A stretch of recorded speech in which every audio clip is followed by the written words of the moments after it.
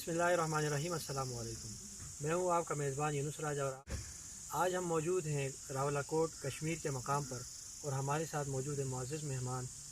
गिलगित से अवामी action committee के chairman जनाब मौलाना सुल्तान रईस साहब और उनके साथ मौजूद है कश्मीर आज़ाद कश्मीर में अवामी एक्शन कमेटी के चेयरमैन जनाब सरदार आबिद साहब।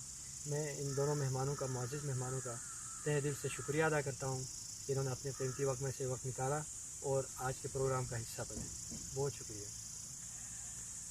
मैं सबसे पहले अवामी एक्शन कमेटी गिलगित बल्तिस्तान के चेयरमैन जनाब सुल्तान रईस साहब से पूछना चाहूँगा कि अवामी एक्शन कमेटी दरअसल है क्या, वो थोड़ा सा इसका तारुफ़ करवाएं ताकि हमारे नाज़रीन को पता चल सके कि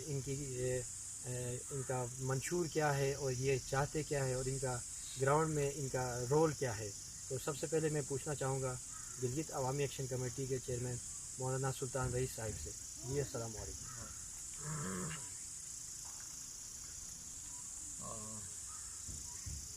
बहुत शुक्रिया राजा साहब आपका, आपके चैनल का, कि आपने गिलगित बल्तिस्तान और आज़ाद कश्मीर के मुश्तरका मारूज़ी मसाइल के ऊपर आपने प्रोग्राम का इनेकाद किया।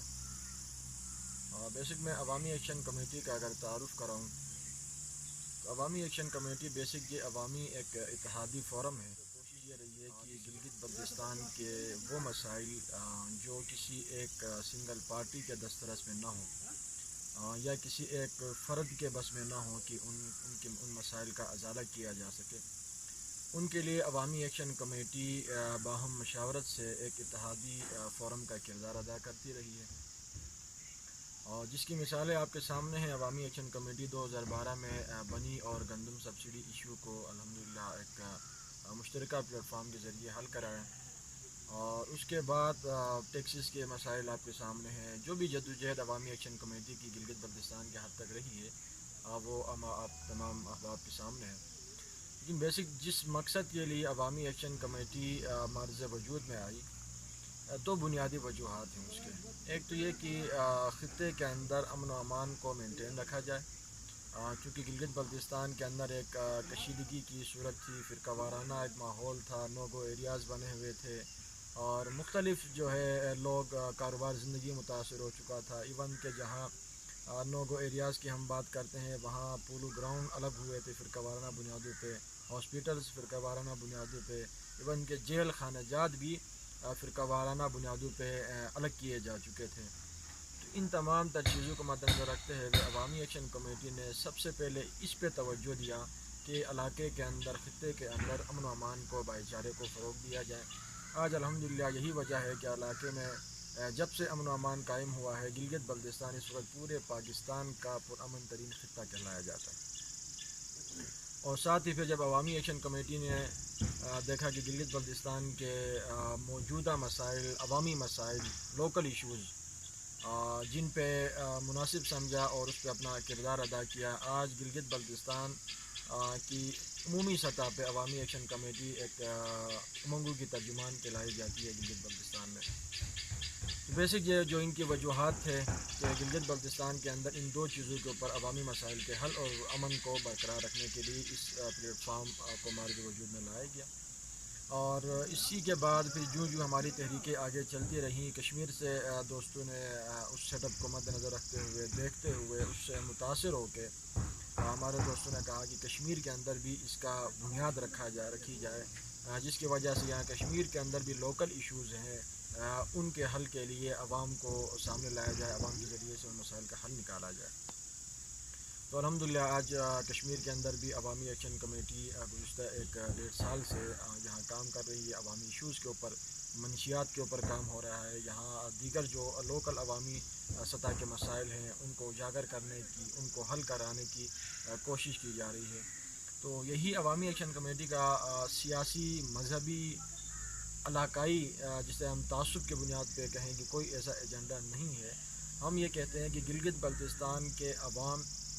जिस पोजीशन में जब तक इन्होंने रायशुमारी के हद तक रहना है तब तक इनको इनके जो बुनियादी ज़रूरियात हैं वो इनकी दहलीज़ पे मुहैया हों, ताकि जब भी मसला कश्मीर हल होता है, इनको कहीं भी किसी भी तरह का कोई सेटअप मिलता है, तब तक ये अपनी ज़िंदगी बावकार तरीके से गुजार सकें। بیسک یہی چیزیں ہیں عوامی ایکشن کمیٹی کی جو ہم دیگر سیاسی مذہبی جماعتوں کو لے کے ایک پلیٹ فارم مہیا کرتے ہیں، اسٹیج مہیا کرتے ہیں اور ان کے ذریعے سے عوامی مسائل کو حل کرنے کی کوشش کرتے ہیں۔ اچھا، اس وقت آپ عوامی ایکشن کمیٹی گلگت بلتستان کی نمائندگی کر رہے ہیں اور آپ علاقائی ایشوز پر آپ نے کہا کہ ہم پلیٹ فارم مہیا کرتے ہیں، تو آپ نے جس طرح گندم کی سبسڈی کے حوالے سے آپ نے ایک اچھا رول پلے کیا، پھر ٹیکسز کے خاتمے میں بھی آپ نے اہم کردار ادا کیا، تو اب یہ جو کشمیر کی موجودہ صورتحال بنی ہے، کیونکہ آپ کا موقف یہ ہے کہ کشمیر، آزاد کشمیر اور مقبوضہ کشمیر اور گلگت بلتستان یہ پورا ایک خطہ ہے اور یہ ایک حقیقت بھی ہے، اور آپ یہ بھی سمجھتے ہیں کہ اس کو ایک سازش کے تحت گلگت کو الگ کر کے کشمیر سے جدا کرنے کی کوشش کی گئی، اور آپ چاہتے ہیں کہ یہ پورا ایک خطہ دوبارہ سے بنایا جائے۔ تو اس حوالے سے پھر تو اس میں کوئی دو رائے نہیں ہونی چاہیے کہ مسئلہ کشمیر جو ہے وہ گلگت کا بھی مسئلہ ہے، آزاد کشمیر کا بھی مسئلہ ہے، تو اس میں آپ کیا سمجھتے ہیں کہ عوامی ایکشن کمیٹی کس قسم کا رول پلے کر رہی ہے، اور ہماری جو دیگر سیاسی پارٹیاں ہیں، قومی پارٹیاں ہیں، ان کو اس حوالے سے کیا کردار ادا کرنا چاہیے؟ بہت شکریہ۔ دیکھیں جی، اس پہ میں پہلے عرض کر چکا کہ عوامی ایکشن کمیٹی کا کوئی سیاسی ایجنڈا نہیں ہے کہ جس کے بیس پہ ہم اس مسئلہ کشمیر کے تناظر میں کوئی الگ سے رائے قائم کر سکیں، کیونکہ ہمارے پاس 20-24 جتنی بھی سیاسی جماعتیں ہمارے اس پلیٹ فارم کا حصہ ہیں، ہر جماعت کا اس کشمیر تنازع کے اوپر الگ موقف ہے، ہر جماعت اپنا موقف رکھتی ہے، اس کے اوپر دلائل رکھتے ہیں، اس کے اوپر جو ہے نا وہ ساری چیزیں وہ اپنی جماعتی بنیادوں پہ وہ کاربند ہیں۔ البتہ اس چیز سے کسی جماعت کو کوئی انکار نہیں ہے کہ گلگت بلتستان تنازع کشمیر کا حصہ ہے، اور اس تنازع کے حل تلک گلگت بلتستان کسی بھی قسم کے انفرادی ڈیمانڈ کا وہ آپ یہ کہیں کہ اس کا متحمل نہیں ہو سکتا۔ اب جب ہم اس بات کو سمجھتے ہیں، چونکہ آپ نے دیکھا گلگت بلتستان کے اندر ایک عرصے میں ایک صدا لگائی گئی کہ کشمیر کے ساتھ جوڑ کے وحدت قائم کی جائے، اس پہ بھی کوئی عمل درآمد نہیں ہو سکا۔ دوسری طرف ایک عرصے بعد پھر جا کے 5ویں صوبے کی بات کی گئی کہ گلگت بلتستان کو آئین پاکستان کا حصہ بنایا جائے اور 5واں صوبہ بنایا جائے، اس پہ بھی کوئی سنوائی نہیں ہوئی۔ ان دونوں وجوہات پہ مطالبات پہ عمل درآمد نہ ہونے کی بنیادی وجہ یہ ہے کہ گلگت بلتستان جس دن سے آزاد ہوا اور پاکستان کی جھولی میں گیا، اور ان لوگوں نے جس مقصد کے لیے، جس مطلب کے خاطر اس علاقے کو متنازع رکھا، آج ہم یہ کہتے ہیں کہ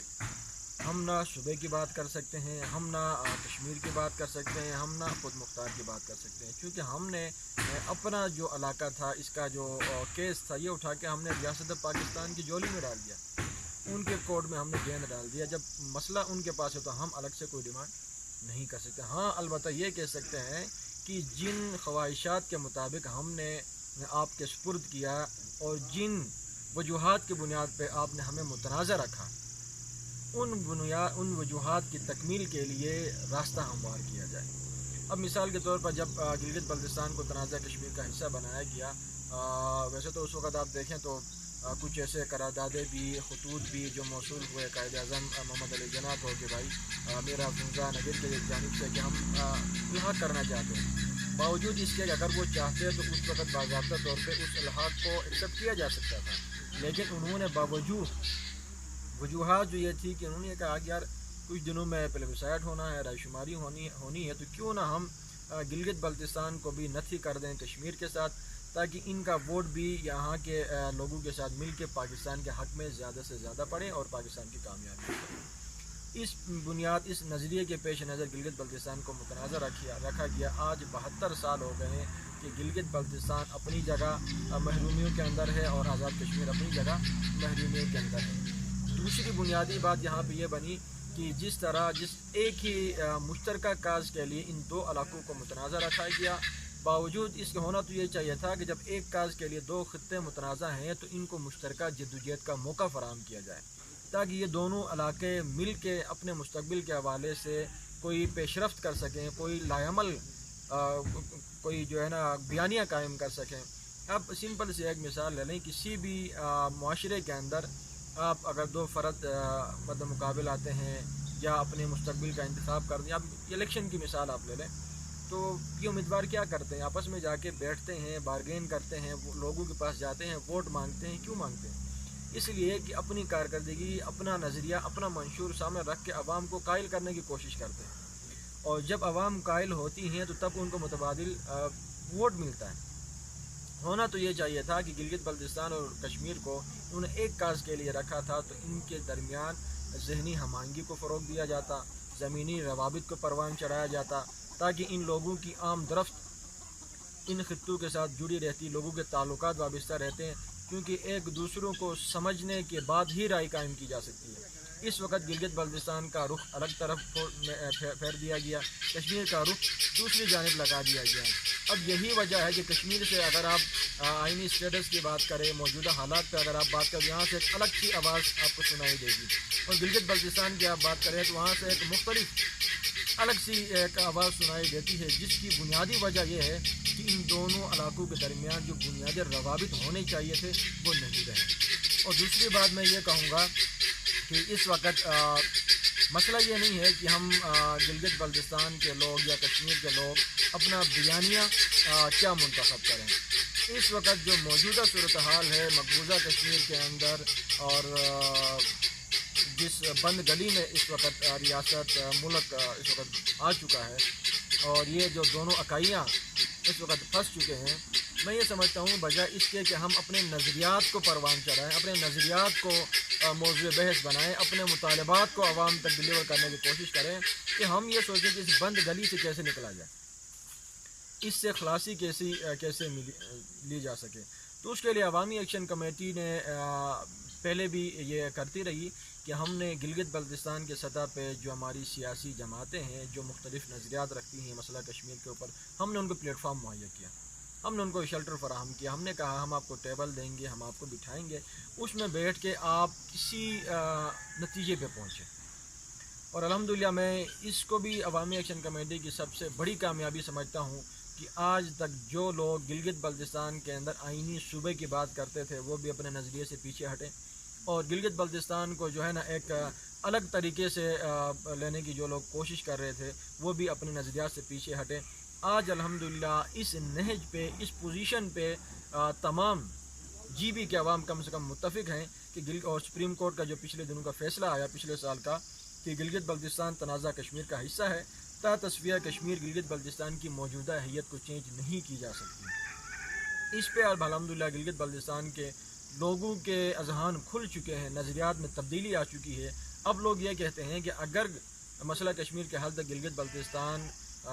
میں تبدیلی نہیں آ سکتی تو اس مسئلے کے حل تک گلگت بلتستان کے جو بنیادی جو سہولیات ضروریات ہیں وہ فوری طور پہ فراہم کیے جائیں، تاکہ تا تصفیہ کشمیر گلگت بلتستان کے لوگ بھی عام لوگوں کے طرح، پاکستانیوں کے طرح، کشمیری عوام کے طرح، دیگر انسانوں کے طرح وہ اپنی زندگی بسر کر سکیں. اور یہی وجہ ہے آج بھی میں یہ کہوں گا کہ چونکہ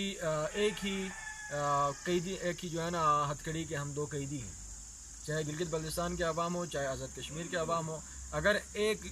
دوسرے کو چھوڑ کے آگے بڑھنا چاہے یہ چیز ممکن نہیں ہے. اس کے لیے موجودہ صورتحال میں عوامی ایکشن کمیٹی کی رائے یہ ہوگی، بلکہ ہماری کوشش بھی یہ ہوگی کہ ہم ایک بار پھر سے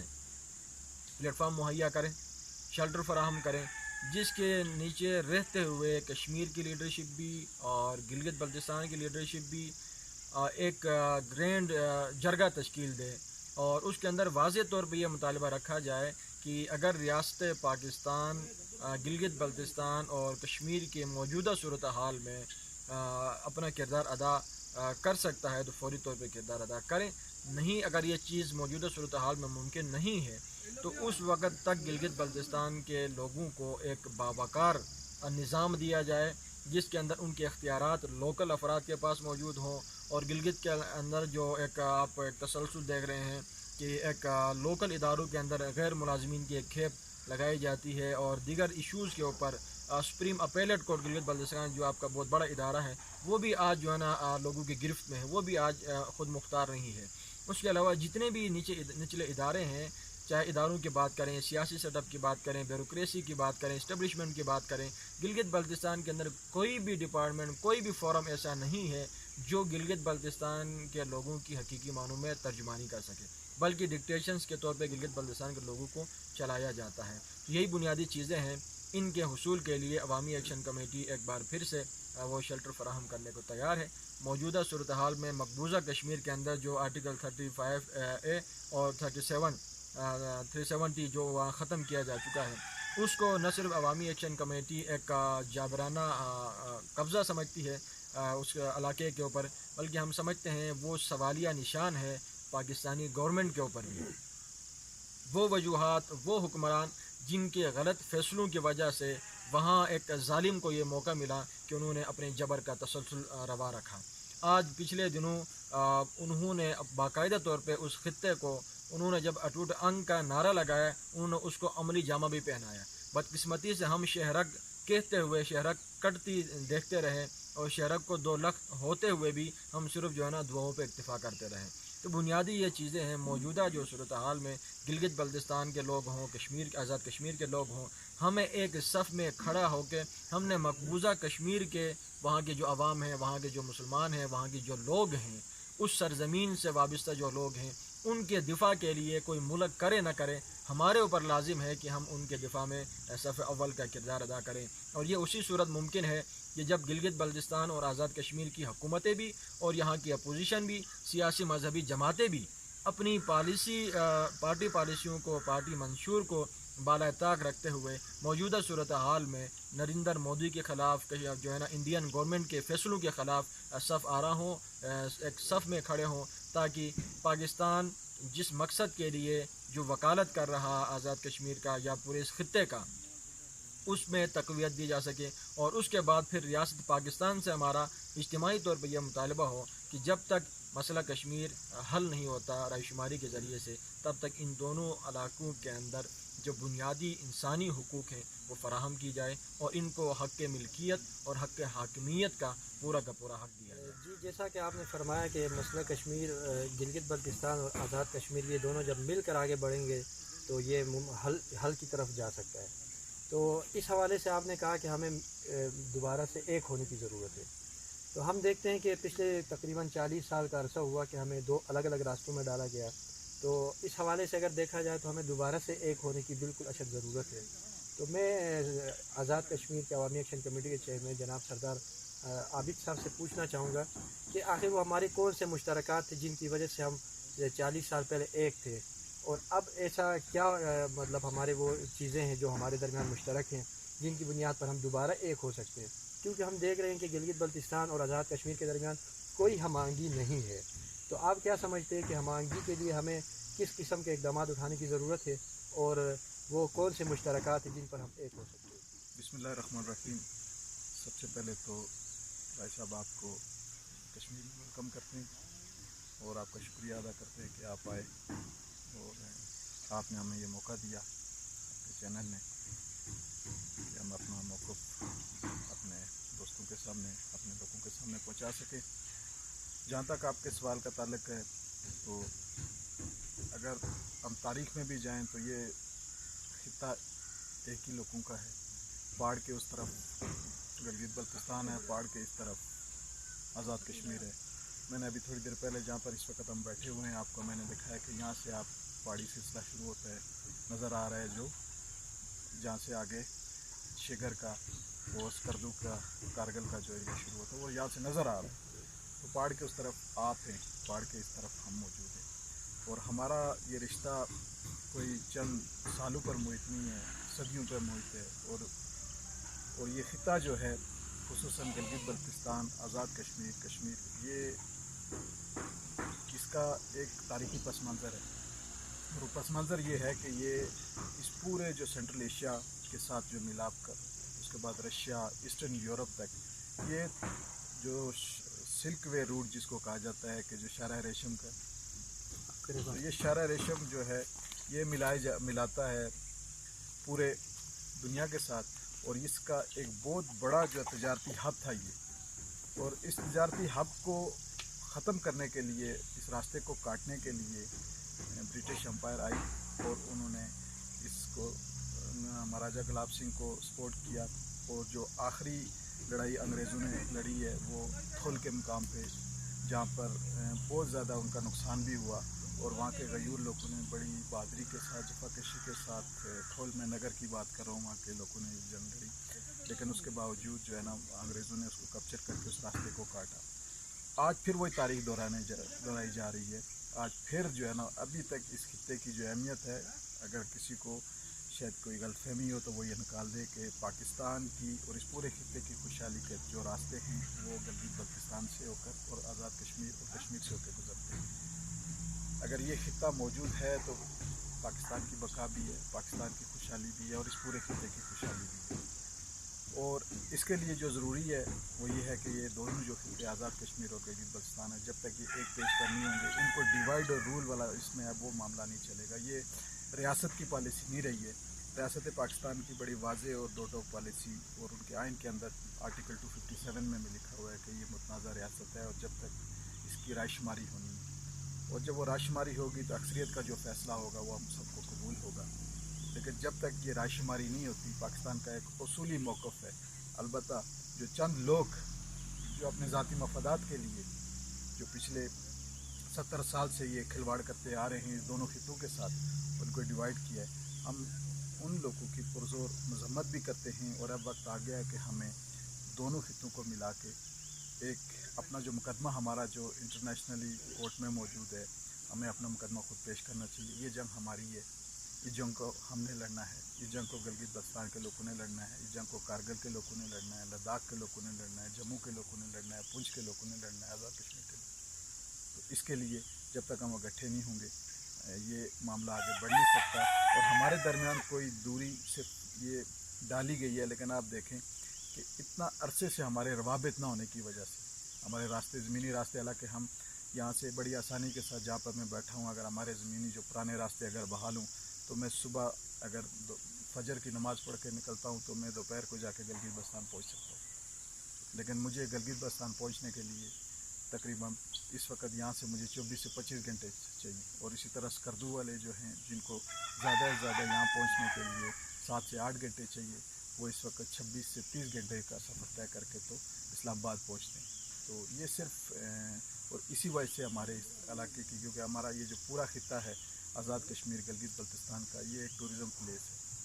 यहाँ पर तरक्की के बेशुमार मौके मौजूद हैं और ये इतने यहाँ पर मौके हैं कि ये ना सिर्फ इस खित्ते को बल्कि पूरे पाकिस्तान और पूरे खित्ते को खिला सकता है। इसके अंदर इतनी पोटेंशियल मौजूद है। लेकिन सिर्फ बदकिस्मती ये है कि हमें जानबूझ के इस खित्ते को पसमानदा रखा गया है और इसको पसमानदा रखने में चंद अफराद का हाथ मौजूद है, किसी रियासत का हाथ नहीं है, चंद अफराद को। और वही अफराद हमेशा से इस रियासत के साथ खिलवाड़ करते आए हैं। तो अब वक्त आ गया कि हमें गिलगित बल्तिस्तान और आज़ाद कश्मीर के अवाम को इकट्ठा होकर अपने इस मसले का जो देरीना जो मसला मौजूद है, ये तनाज़ा कश्मीर जो है इसको हल करें। और अपने भाइयों को जो हमारे मकबूजा कश्मीर में हमारे भाई आज 90 दिन हो गए वो कर्फ्यू के अंदर मौजूद हैं। आप खुद सब्र कर सकते हैं कि 90 दिन का अरसा है और वो कर्फ्यू के अंदर वो मौजूद हैं। लेकिन हमारे जो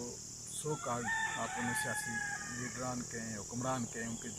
वो सिर्फ दुआओं पर इस पर गुजारा कर रहे हैं। तो ये इंतहाई बेइज्जती है। इसकी हम तमाम इस खित्ते के रहने वाले लोग जो हैं वो आस्ते आस्ते उनके अंदर बेचैनी फैल रही है और हम को चाह रहे हैं कि इससे पहले कि ये बेचैनी जो है ना वो किसी तशद्दुद की शक्ल इख्तियार करे, हमारे जो हुक्मरान हैं इनको चाहिए कि इस पर अमली इक़दाम करें ताकि हम अपने मकबूजा कश्मीर के लोगों को उनके साथ जाके खड़े हों, यकजहती करें और अपने इस मसले को दुनिया के जो जितनी भी जो इंटरनेशनल फॉर्म है उस पर गिलगित बल्तिस्तान के लोग उठाएँ, आज़ाद कश्मीर के लोग उठाएँ। अच्छा, जैसा कि अभी मौलाना सुल्तान रईस साहब ने कहा कि कायद आज़म मोहम्मद अली जिन्ना ने नेकनियती की बुनियाद पर गिलगित बल्तिस्तान को कश्मीर से मुंसलिक किया। अगर वो चाहते तो इसको पाकिस्तान में आइनी तौर पर शामिल कर सकते थे। इसका फ़ायदा इन्होंने ये ज़िक्र किया कि राय शुमारी में अगर गिलगित बल्तिस्तान कश्मीर के साथ होता तो हमारा वोट ज़्यादा होता, इस वजह से इसको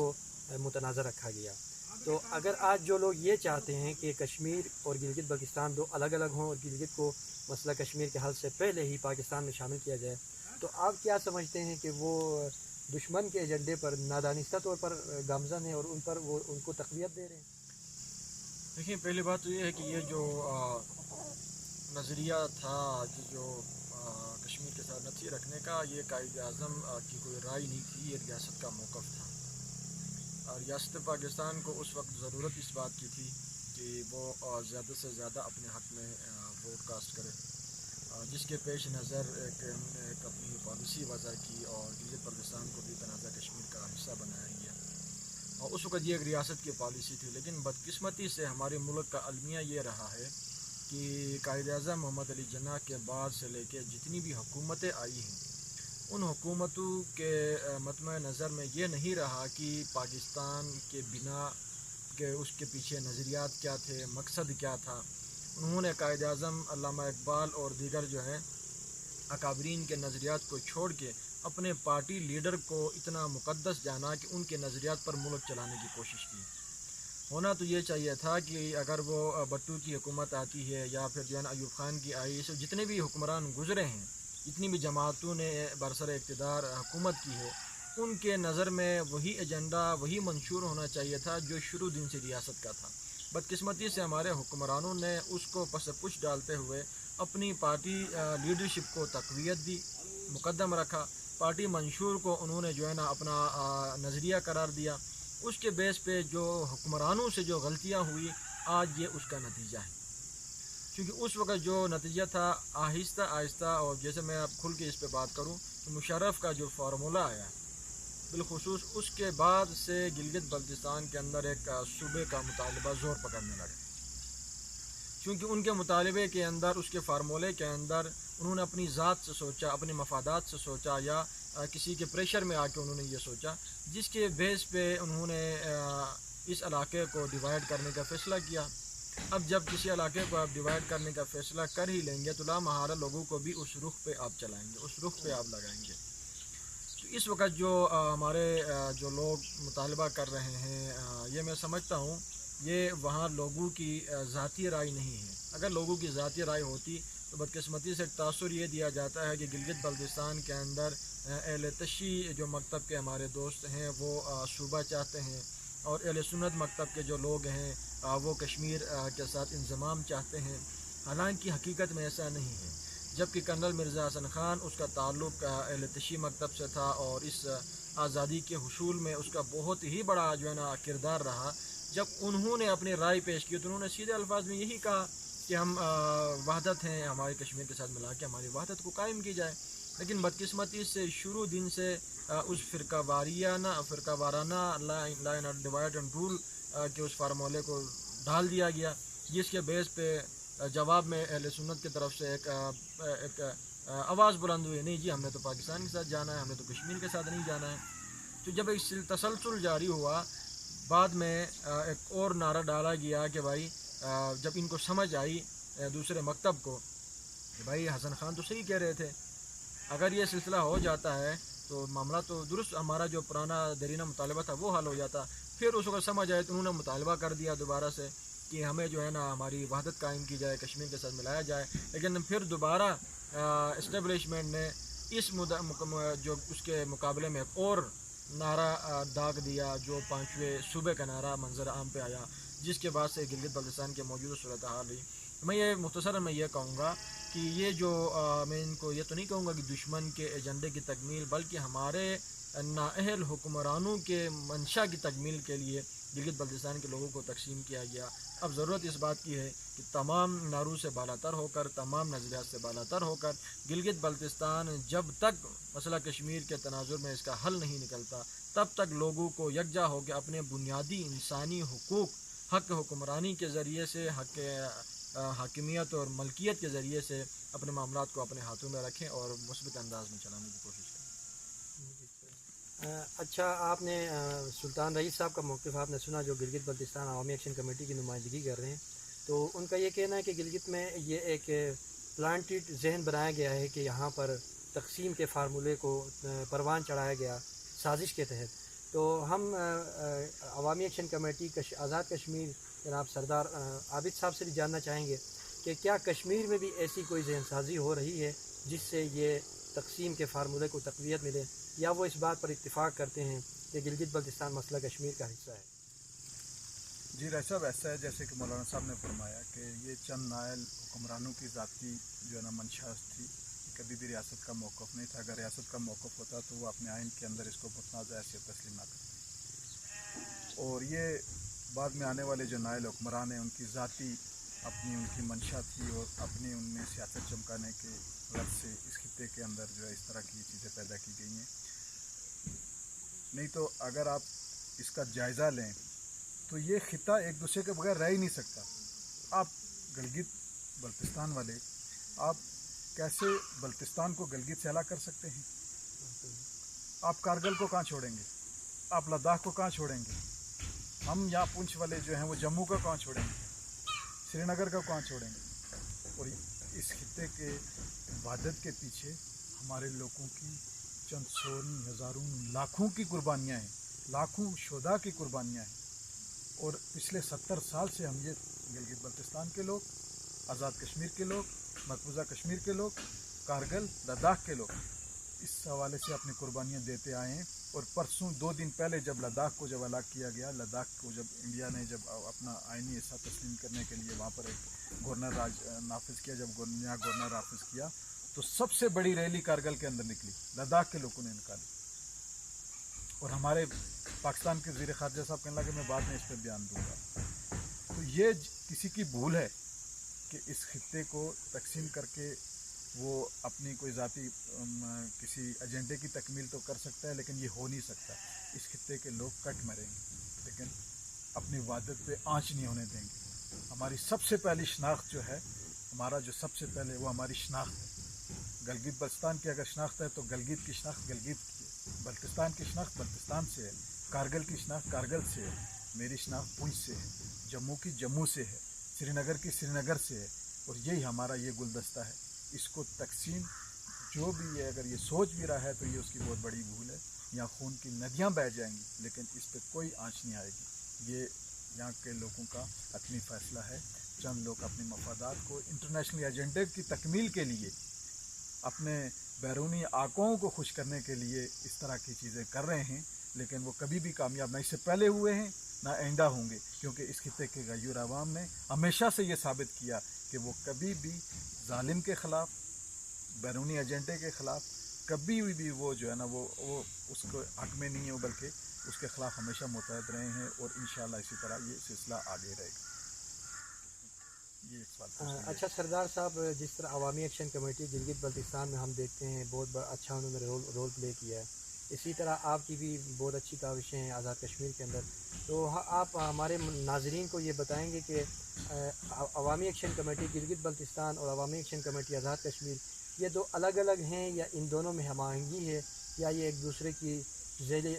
की ज़ैली तंजीम है, या दोनों एक ही प्लेटफार्म पर, एक ही तरफ पर और एक ही सेटअप के मुताबिक काम करते हैं? जी शुक्रिया जनाब। इसमें मैं थोड़ी सी दोस्तों को वजाहत करता चलूँ कि अवामी एक्शन कमेटी जो आज़ाद कश्मीर की है, ये गिलगित बल्तिस्तान अवामी एक्शन कमेटी की ज़ैली एक शाख है और ये एक ज़ोन है, ये आज़ाद कश्मीर ज़ोन है। और इसकी अवामी एक्शन कमेटी की जो क़यादत है वो हमारे मौलाना सुल्तान रईस साहब कर रहे हैं, ये हमारे चेयरमैन हैं। और यहाँ पर इन्होंने मुझे ज़िम्मेदारियाँ सौंपी हैं, इनमें as a Azad Kashmir Awami action committee JKGB Azad Kashmir का जो ज़ोन है इसका मैं सदारत इन्होंने मुझे दी है। तो मैं इस वक्त इसको ऑर्गेनाइज़ करने की कोशिश कर रहा हूँ। और ये हमारा एक ही सेटअप है, हमारी क़यादत। हमने ये इनसे रिक्वेस्ट की, ये इनका बड़ापन है कि इन्होंने जो है ना हमें अपने साथ मिलाया और इन्होंने कहा कि हमने इन्हें कहा कि आप क़यादत संभालें, क्योंकि इससे पहले पिछले 70 साल से यही चला आता आ रहा है कि हमारे दरमियान जो है ना गलतफहमियों की बुनियाद यही थी कि आज़ाद कश्मीर के लोग अपनी वो मंशा के मुताबिक अपनी मर्ज़ी उन पर ठोसना चाहते। तो हमने कहा ऐसा नहीं है, ये सिर्फ गलतफहमियाँ फैलाई गई हैं, बल्कि उसूलन क़यादत होनी आपके हाथ में चाहिए, क्योंकि आप एक बड़ा खित्ता हैं, हमारे पास छोटा खित्ता है। हम माशी लिहाज से मजबूत हैं, लेकिन आप सियासी लिहाज से, दूसरे लिहाज से आप लोग मजबूत हैं। हम एक ही हम भाई हैं आपस में। आप क़यादत करें, हम आपकी क़यादत में हमें फ़ख्र है आपकी क़यादत में चलने को, और हम इंशाअल्लाह आपकी क़यादत में आगे चलेंगे। और हम समझते हैं कि गिलगित बल्तिस्तान के लोग पूरी क़यादत की अहलियत रखते हैं और उनकी क़यादत में चलने को हम अपना एतराज़ समझते हैं, और इंशाअल्लाह यही हमारे दरमियान नामांगी भाईचारा है। और इसी को मौलाना सुल्तान रईस साहब की क़यादत में अवामी एक्शन कमेटी को कोशिश कर रहे हैं फाल करने की। और आने वाले दिनों में हम इंशाअल्लाह अवामी action committee Azad Kashmir APC all party conference बुलाने, जिसकी मेज़बानी जो है वो इंतज़ाम तो या आज़ाद कश्मीर के वो करेंगे, लेकिन उसकी तमाम तरह मेज़बानी गिलगित बल्तिस्तान अवामी एक्शन कमेटी करेगी। तो ये हमारा जॉइंट जो है ना हमारा हुआ है, कोई हमारा अलग सेटअप नहीं है। और इसी वजह से मौलाना सुल्तान रईस साहब की हमेशा से हमारे साथ रहनुमाई है, ना सिर्फ मौलाना सुल्तान रईस साहब बल्कि दीगर अवामी एक्शन कमेटी के तमाम जितने भी हमारे मेम्बरान हैं, माज़हन मेम्बरान हैं, उसमें वाइस चेयरमैन नाफिदा हसन साहब हैं और दीगर जो भी दोस्त हैं, उनकी हमेशा से हमारी रहनुमाई रहती है। और हम कोई भी फ़ैसला उनकी मर्ज़ी के बगैर नहीं करते। कोई भी जब भी कोई चीज़ ऐसी हमें करनी होती है तो हम इनसे मुशावरत करते हैं, और उसके बाद फिर उस हवाले से हम अपना फिर लाएअमल पे आते हैं। जी, अवामी एक्शन कमेटी गिलगित बल्तिस्तान के चेयरमैन मौलाना सुल्तान रईस साहब और अवामी एक्शन कमेटी के चेयरमैन आज़ाद कश्मीर के चेयरमैन जनाब सरदार आबिद साहब हमारे साथ मौजूद थे, जिनका ये कहना है कि मसला कश्मीर के हल तक गिलगित बल्तिस्तान को मसला कश्मीर से अलग करके पाकिस्तान के साथ सेटअप में शामिल नहीं किया जा सकता। और हमारे दरमियान हमआहंगी है, और आलमी अदालत में जब हमारा केस चल रहा है तो इसको अलग करना ये किसी सूरत करीन इंसाफ नहीं। और हम इसी सूरत आगे बढ़ सकते हैं जब गिलगित बल्तिस्तान और आज़ाद कश्मीर मुत्तहिद होकर आगे बढ़ें। हम दोनों आपस में भाई हैं, भाइयों के दरमियान गलतफहमियाँ पैदा की गई हैं 70 सालों के अंदर, और हमें जानबूझकर एक दूसरे से अलग करने की कोशिश की जा रही है। हमें फिर से एक होने की ज़रूरत है। ये था आज का हमारा प्रोग्राम। अपने मौजूद मेहमानों का शुक्रिया अदा करूँगा, जनाब मौलाना सुल्तान रईस साहब अवामी एक्शन कमेटी गिलगित बल्तिस्तान और सरदार आबिद साहब अवामी एक्शन कमेटी आज़ाद कश्मीर। मैं अपने इन दोनों मौजूद मेहमानों का शुक्रिया अदा करता हूँ। इसी के साथ यूनुस राजा को इजाज़त दीजिए। अल्लाह हाफ़िज़।